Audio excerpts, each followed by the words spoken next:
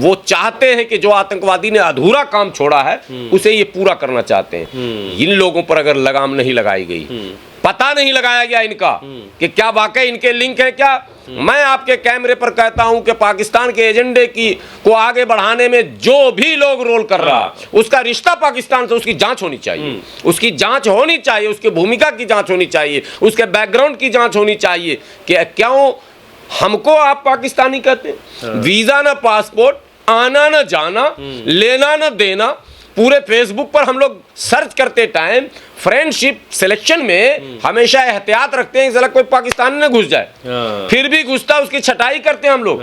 क्या पता वो कौन सा पोस्ट करे और क्या पता बच्चे कभी गलती से शेयर मार दें।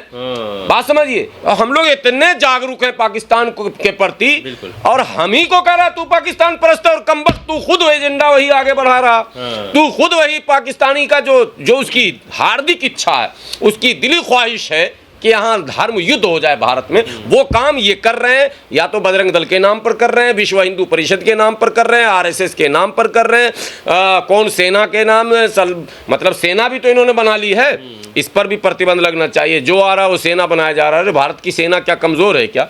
और सेना ही नहीं बना रहा, भारतीय सेना पर अभद्र टिप्पणी भी करता जा रहा। इसकी भी जांच हो। जो मंत्री बोला है ये भी किसी सेना से आया होगा, योगी जी भी तो सेना से आया, आपको पता है ना, वाहिनी सेना, ये इनका सब मामला है।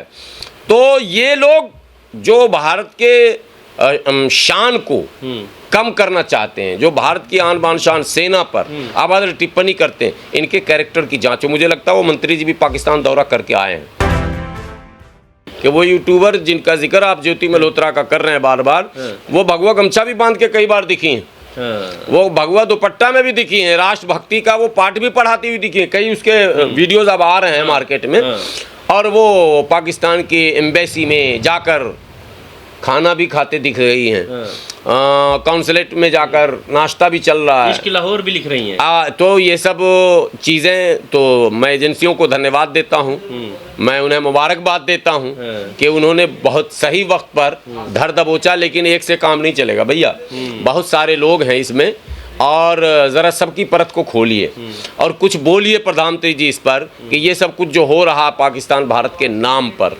ये सब कुछ जो हो रहा आतंकवाद के नाम पर, आतंकवादी घटना के बाद ओवैसी से लेकर ज़मीन पर काम करने वाला मुसलमान, कोई एक सिंगल पर्सन नहीं होगा जिसने आतंकवाद की निंदा वर्तना न की हो और भारत सरकार के साथ चट्टानी ताकत के साथ खड़ा न हुआ हो।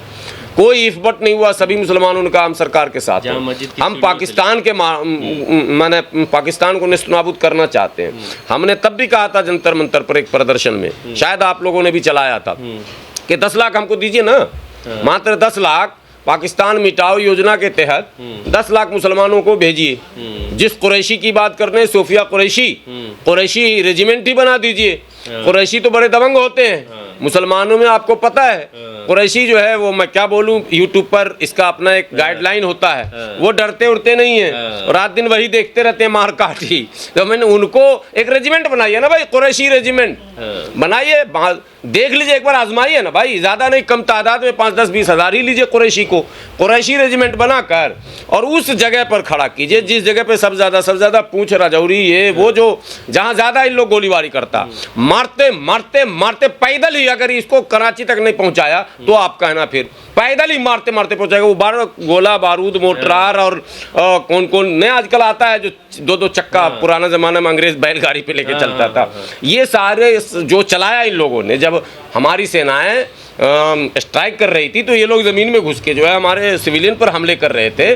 उस जगह पर अगर आप कुरैशी रेजिमेंट को लगा दीजिए, मेरा दावा है कि ये खदेर खदेर के, क्योंकि कुरैशी का काट कुरैशी से होगा, वहाँ भी होगा कुरैशी, वहाँ भी होगा बलूच, पठान, फलां चिला, तो यहाँ भी दीजिए पठान, आप पठान रेजिमेंट बना दीजिए, कुरैशी रेजिमेंट बना दीजिए ना एक मौका हमको। अरे आप तो जो 4 साल वाला आप बनाए अग्निवीर, उसी में दे दीजिए, एक सेक्शन बना दिए। हम ज़्यादा लंबा तो मांग ही नहीं रहे, 4 साल का भी मौका देकर हम पर भरोसा करके तो देखिए कि हम पाकिस्तान परस्त हैं या पाकिस्तान को पस्त करने वाले हैं, ये भी तो आप देखिएगा। हम पस्त करने वाले हैं। हम ऐसे नापाक मुल्क को जो इस्लाम के नाम पर, मुसलमान के नाम पर इस्लाम और मुसलमान को बदनाम करता हो, हम उसको पाक नहीं नापाक कहते हैं। और नापाक देश का कोई साथ भारत का मुसलमान नहीं देगा। लेकिन भारत के मुसलमानों पर जो लोग हमले करवा रहे हैं, उनकी भूमिका की जांच बहुत ज़रूरी है। मोदी सरकार से सीधी सीधी विनती करता हूँ आपके चैनल के माध्यम से, ऑपरेशन सिंदूर की सफलता को गिनाने से बेहतर है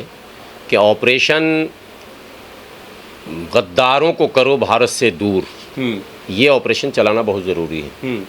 और बहुत गंभीर होकर मैं कह रहा हूँ, सरकार के लोग जो लोग हैं, एजेंसियों में जो लोग हैं, जिनके कंधे पर जिम्मेदारी है, देश की सुरक्षा की, आंतरिक सुरक्षा की जिम्मेदारी है, बाहरी सुरक्षा की जिम्मेदारी है, मैं उन तक यह बात पहुँचवाना चाहता हूँ कि हमारे लिए जितना बड़ा दुश्मन पाकिस्तान है, पाकिस्तान परस्त आतंकवादी जितना हमारे लिए दुश्मन है, भारत में बैठे पाकिस्तान परस्तों और पाकिस्तान के आतंकवादियों के एजेंडे को आगे बढ़ाने वाले लोग भी हमारे देश के लिए उतने ही घातक हैं, उतना ही घातक हैं। उसमें अगर आपने ये किया फ़र्क कि नहीं ये तो फलां हैं, ये तो बजरंग दल, बजरंग जी का आशीर्वाद है इन पर, तो भैया देश में ये लोग माने पाकिस्तान को अंदर खाने वो सब कुछ दे देंगे जो आप जानते नहीं हैं। जितने लोग पकड़े गए हैं उनकी सूचियां निकालिए।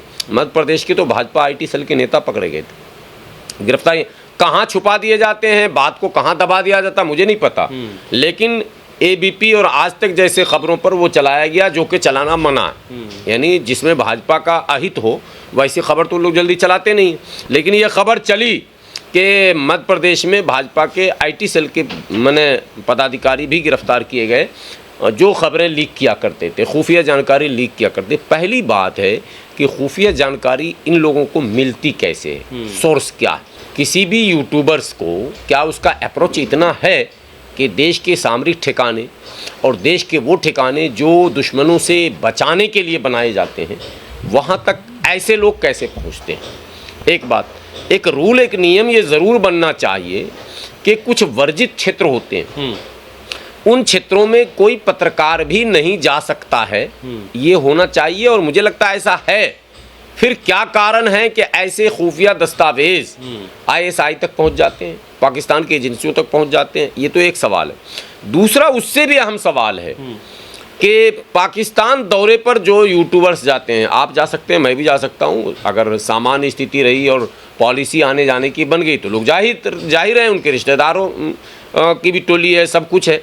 लेकिन जो लोग भी पाकिस्तान की यात्रा ये कहकर करते हैं कि मैं पाकिस्तान जा रहा हूँ अमुक अमुक उद्देश्य की पूर्ति के लिए, उनका बैकग्राउंड जांचना चाहिए, जाने से पहले और आने के बाद। ये एक महकमा ऐसा ज़रूर होना चाहिए कि पाकिस्तान की यात्रा कोई भी करे, चाहे वो अपनी पत्नी से मिलने क्यों ना जाए, वो अपने रिश्तेदार से मिलने क्यों ना जाए, किसी प्रांत में क्यों ना जाए, व्यापार के लिए क्यों ना जाए। जो व्यापारी है पाकिस्तान से व्यापार कर रहे हैं, अभी तो कुछ नहीं हो रहा, लेकिन अभी तो सब सस्पेंड है, लेकिन हो रहा था, क्या पता आगे फिर होने लग जाए, हालात बने, वार्ता हो, अंडरस्टैंडिंग हो, कुछ भी हो सकता है। लेकिन ये पाकिस्तान जन्मजात रोज़े अव्वल से, पैदाइश के दिन से हमारा दुश्मन और खुला दुश्मन है, उसमें इफ बट की कोई गुंजाइश नहीं है। खुले दुश्मन को आप हल्का हाथ क्यों रखते हैं? इसका मतलब भारत में जो मुसलमान उस जमाने में रुक गए, उनको डिस्टर्ब करने के लिए जानबूझकर क्या पाकिस्तान के साथ इस तरह की हरकत की जा रही है। अब जैसे पहलगांव हमला हुआ, मेरा कहना आतंकवाद का हमला था, सारी दुनिया ने कहा आतंकवादी हमला था, भारत की सरकार ने भी कहा, एजेंसियों ने भी कहा, ये भी माना गया कि ये पाकिस्तानी थे, भारतीय तो थे नहीं, सबने माना, आपने हमने नहीं बल्कि एजेंसियों ने भी माना। सरकार अगर पाकिस्तान के नहीं थे तो फिर पाकिस्तान पर हमला क्यों हुआ?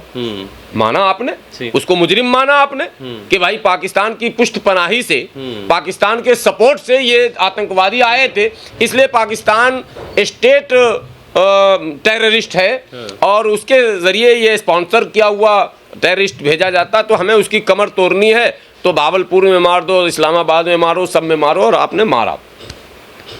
तो अब आपको जब पता ही था कि पाकिस्तानी है, तो तो भारत के मुसलमानों को आपने निशाना क्यों बनाया? ये जांच क्यों नहीं हो रही है? वो कौन लोग हैं जो भारत में धर्म के नाम पर लोगों को उस आतंकवादी घटना की आड़ में निशाना बना रहे हैं, मार रहे हैं, पीट रहे हैं, सड़कों पर घसीट रहे हैं, उन्हें अभद्र गाली दे रहे हैं, धार्मिक गाली दे रहे हैं, मतलब पाकिस्तान के एजेंडे को आगे बढ़ा रहे हैं। गैंग है जिसका काम है कि किसी भी कीमत पर मुसलमानों को ऐसे सवालों में उलझाइए कि वो कंफ्यूज रहें इस मुल्क में, मुल्क के निर्माण में, मुल्क की तरक्की में, मुल्क के विकास में वो अपना रोल प्ले न करें। उसके लिए उनको अच्छा जब बताइए आप पाकिस्तान भारत से मोहब्बत करते हैं, भारत माता की जय बोलिए। अरे भैया भारत माता की जय तो ये यूट्यूबर भी बोल रही थी, अब कहाँ गई? भारत माता का जय तो सबसे ज्यादा भाजपा का नेता बोल रहा था, वो मंत्री सबसे ज्यादा बोला, तो जरा उसको पकड़ के पूछो आप बोल भारत माता की जय, तो भारत माता की उस सपूत की को आतंकवादी की बहन तूने कैसे कह दिया? ये क्राइटेरिया फिट करते हैं। और एक मुसलमान, मात्र एक सिंगल, ऐसा नहीं कि तो मुसलमान दूध का धूला है, मुसलमान कोई अपराध नहीं करता, ऐसा तो नहीं है। पर एक नैरेटिव ये भी है कि किसी भी एक सीधे साधे मुसलमान को कहीं खोके पे बैठा वो चाय पी रहा है, उसको पकड़कर राइट विंग यूट्यूबर वो इस तरीके के सवाल करे, उसको पता ही नहीं ये नहीं पता, उसको तो पता नहीं बेचारे को, मुल्ला जी को।